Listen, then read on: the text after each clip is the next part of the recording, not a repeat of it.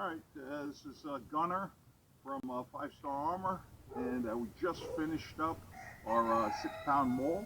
Alright, we're going to test it out. We test it out on this block of wood here, see how she works.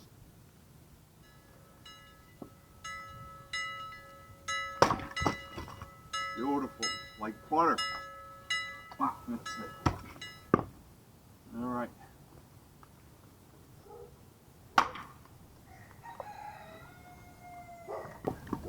Beautiful.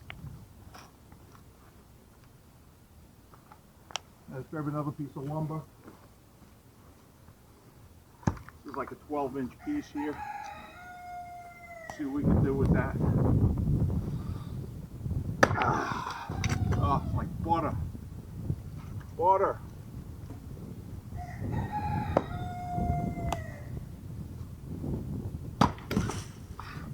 It's like it doesn't even... Oh, look at this. It's not even marked up at all. It's got a slight little scuff over here, but that's just basically tree wax. Beautiful tool.